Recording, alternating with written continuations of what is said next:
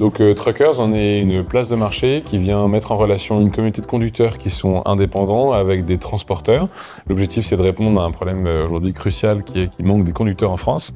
Et la génération Z s'en désintéresse beaucoup. Et donc on vient répondre à ça avec une place de marché qui connecte des personnes qui se mettent à leur compte. On les accompagne à ça s'il faut. Et des transporteurs qu'on a besoin sur des courtes périodes, 3 semaines, 2 mois, 4 mois. Alors on a créé cette société donc il y a 2 ans maintenant avec l'objectif de vraiment résoudre un problème. Je pense que c'est au fond de moi ce qui fait que je suis un entrepreneur aujourd'hui. J'ai besoin de répondre à un problème. J'ai d'ailleurs fait des études d'ingénieur pour ces raisons-là.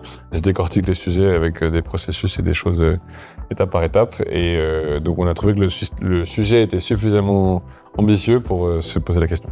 Donc on a aujourd'hui 80 contrats cadres signés, un peu plus, 94 maintenant, mais l'idée c'est qu'on a plus de 3000 conducteurs qui sont sur la plateforme, une quarantaine qui sont déjà facturés chez ces clients en question, et on continue à développer ça à fond. On vient de passer le premier 100 000 € de GMV mensuel. L'ambition elle est clairement européenne. Je pense que dans quelques années il s'agira de faire le sujet sur plusieurs pays.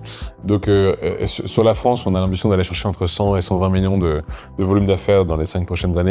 L'idée c'est qu'effectivement ça c'est que la France, il y a aussi d'autres pays à côté avec l'Espagne, l'Allemagne, l'Italie, l'Angleterre. Donc clairement l'ambition elle est européenne. Pour moi il y a 3 choses. Un, il y a un vrai sentiment de répondre à une problématique. Je pense que c'est important d'avoir un business qui bien sûr est rentable mais qui répond à un problème profond de société. On l'a bien vu au Covid, c'est les conducteurs et les médecins qui faisaient le plus de boulot. L'argument 2, je pense que c'est une société qui est déjà rentable à partir de juillet.